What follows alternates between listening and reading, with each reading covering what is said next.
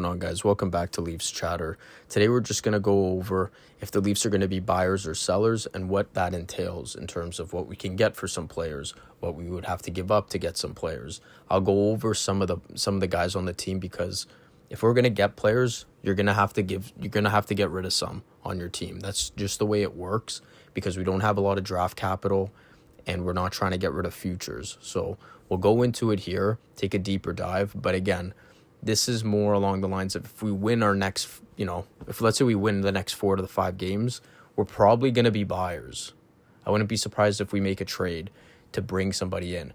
But if we lose, 4 out of the next 5 games, or even maybe 3 out of the next 5, we're probably going to be sellers. So looking at it here, Nick Robertson, he's undersized forward. He's going to get you anywhere from, I think, 30 to 35 points a season. He's just inconsistent. That's the only thing with Nick Robertson. He's got a good work ethic majority of the time. He's got a little bit of chippiness to him. He could score. The guy can rip the puck.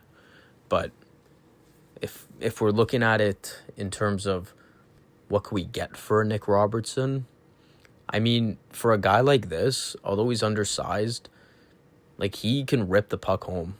I think everyone valued him too high in terms of, this guy's going to be a top 6 forward. I don't think so. And I mean, he's already 25, so we can't keep babying this guy saying, he's still so young. I get people can, turn it around like how McMahon did later on in his career. McMahon didn't start playing pro until I think last year or 2 years ago. He was 26. And besides that, he was in the AHL. Nick Robertson had more NHL experience than him. But anyways, these are his stats. He's probably going to finish the season, if I had to guess, with 35 points. He'll probably get 15 to 18 goals. But at the end of the day, what could you get for this guy?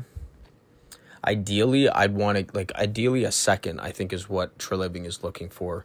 I bet you teams have been offering 4ths and 3rds for him. I wouldn't bite on that. He's definitely better than any 3rd-round pick that you'd get. But a second, I think, is fair because I don't know what second round, you have a good chance of getting a player close to, if not similar to Nick Robertson. So I can see us maybe getting a second for him. That's what I would want for Nick Robertson. In my personal opinion, that's what I would want for him. But again, this is just my opinion on things. I just think the fact that Sherwood went for 2 seconds, and I don't even think he was a really good prospect, but he was just one of their younger players, is a lot. But Sherwood's a good player. Nick Robertson, like I said, undersized, he could pot. The guy can score. And he'll probably get you 35 points if you give him a shit ton of ice time, he'll probably get you 40 points, 45 points. So at minimum, I like to think you can get a second for him, but that's also a player that you could incorporate in a trade. If the Leafs are looking to buy, that's a guy that you could put towards a trade. Same thing with Bobby McMahon, getting into him now. The guy's going to get you around 40 points a season. Just looking at him, 40 to 45 points a season, he'll probably get you around 20 tucks, and he throws a body. Now, you could probably get something similar, if not equal, to the Sherwood trade. 2 second-round picks and, whatever prospect. Not a crazy prospect, but you know what I mean? Just a young player. Maybe they're a 2nd or 3rd round pick back in the day, and they're whatever. That's ideally what you'd get. To make it easier, let's just say 2 seconds. I think you might be able to get 2 seconds in a better prospect, not amazing, but a slightly better, just because McMahon brings a lot more. He's younger than Sherwood, and he's bigger. So, I mean, maybe that's 2 seconds and an actual player, a solid 4th line guy. That you might be able to get that for Bobby McMahon, but. At the end of the day, if you're going to trade him, he's got some trade value. If you're really trying to make a move and bring someone big in, Bobby McMahon's a guy, again, that has a lot of value if you're looking to trade. But in my personal opinion, if you're looking to make a playoff push, Robertson is one I think that you could let go of if you could put him towards a trade, i.e. getting like a Bunting. He'd be perfect in that scenario. You include him, like a low round pick, you can get him and McCarron, right? But with McMahon, I think if you're going to try and go for a playoff push, you want to keep a guy like that around. Even though he did fuck all in the playoffs last year, he's overall a guy that if he could bring it in the playoffs, he'd be a good one to have. But at the end of the day, you also have to look at extending him. A 5x5 would be a lot. Going into Matias Maccelli, this is another player that I think you can get a little bit for. He had good seasons with the Coyotes, and then he had his off season when he was with Utah.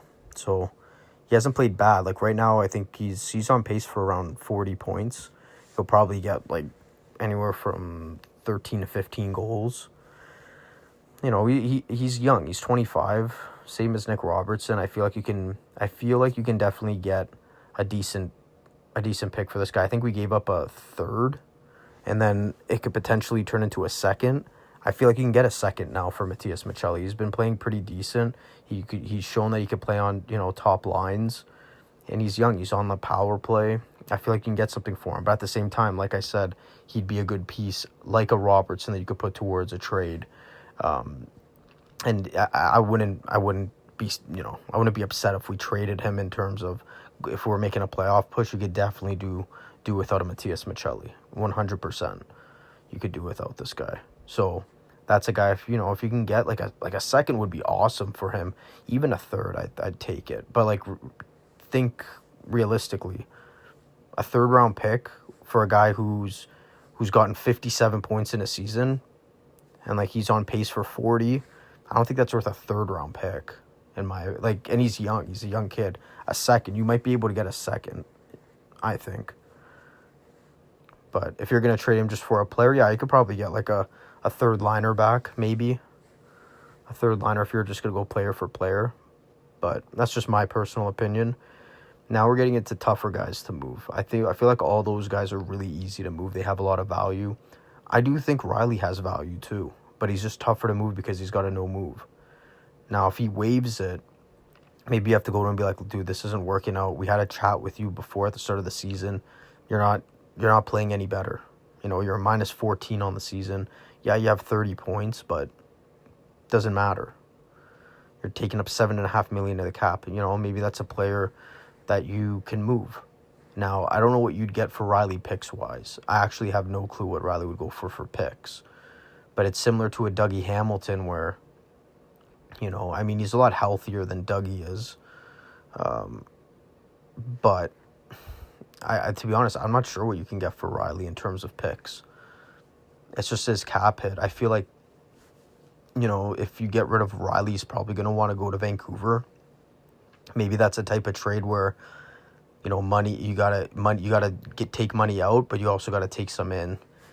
Maybe that's a trade where you have to bring in like a DeBrusk, where you swap out a shit contract, but he's a defenseman, which I think he might have a little more worth than just a forward. But like a Jake DeBrusk, he makes a lot. He's not having a good season. A swap similar to that, they'll have to be add-ons in my opinion, from Vancouver's side because he is a defenseman at the end of the day.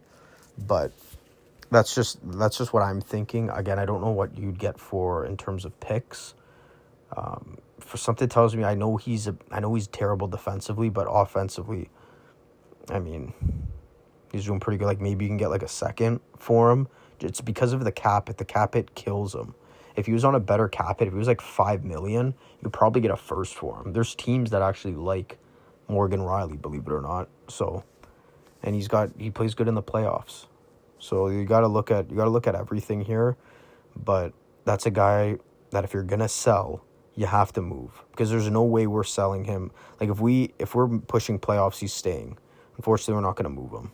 So you only get rid of that guy if you're gonna sell. Now getting into OEL, he's been one of our best defensemen, if not our best defenseman this season. He's slowing down, but the whole team is slowing down defensively, and I think he's battling an injury. They're saying that you can get a first-round pick for OEL. If someone comes to you and offers you a first-round pick for OEL at the trade deadline, or even better, if they offer you one right before the trade freeze, because it's going to happen. We saw it already with the trade freeze for Christmas. There's not anything super big, obviously, but there's some trades. Now they're going to be off for 2 weeks. And you're already past the midpoint of the season. Yeah, there's gonna be some teams pushing hard for players. So, like, yeah, if someone's going to offer you a first-round pick for OEL, and you know at that point in time that you're not going to make it, and you have already told yourselves that this is not the season, we're going to retool, that's what you got to do. You get rid of him for a first-round pick. That is a huge haul. I think you keep the pick and use it.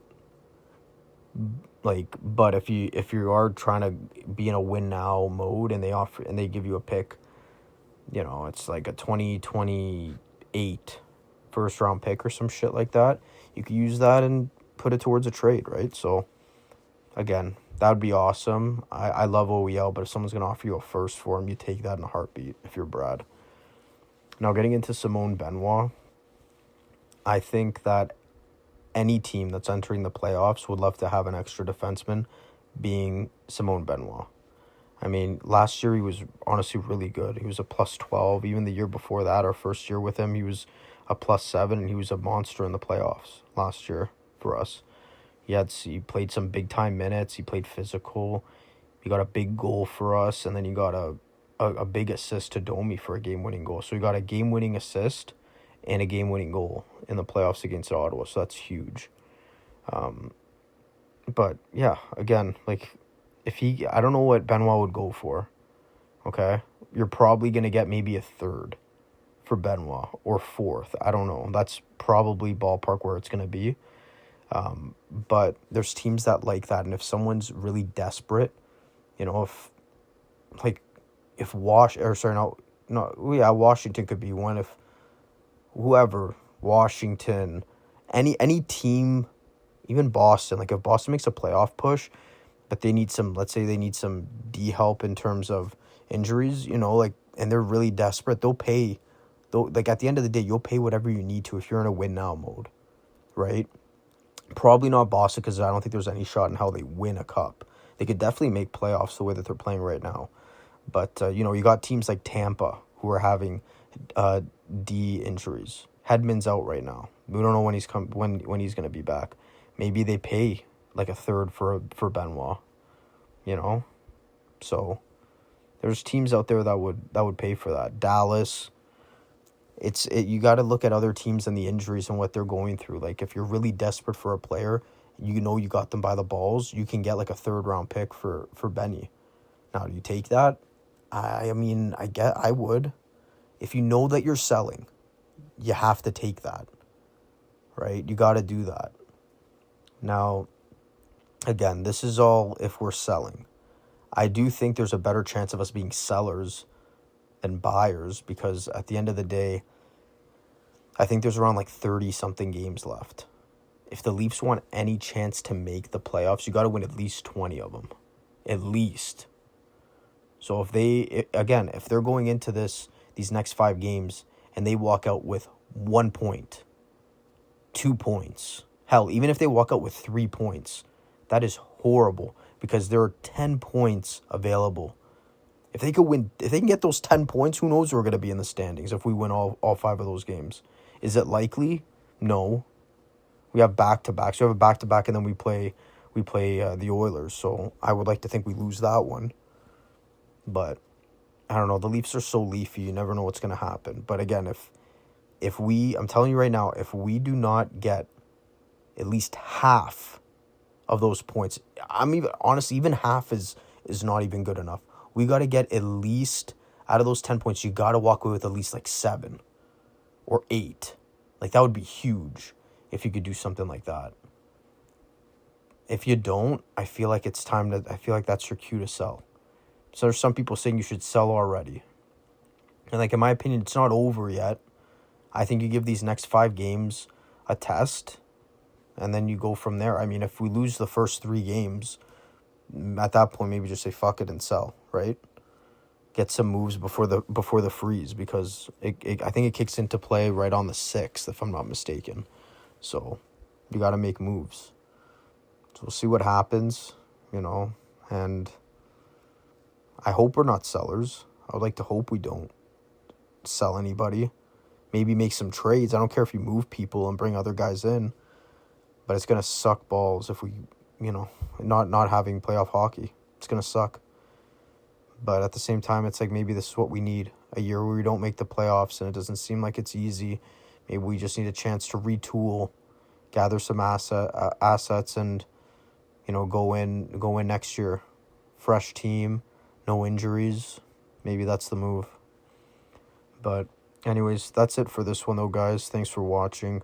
Hope you enjoyed. I'll make a video tomorrow after the game. Hopefully we can get, at least a dub there. Realistically, a 4-game winning streak would be huge. But 5 would be massive. But we'll see what happens. But yeah, that's it for this one though, guys. Like, comment, subscribe, share, all that good stuff. And I'll see you in the next one. Peace.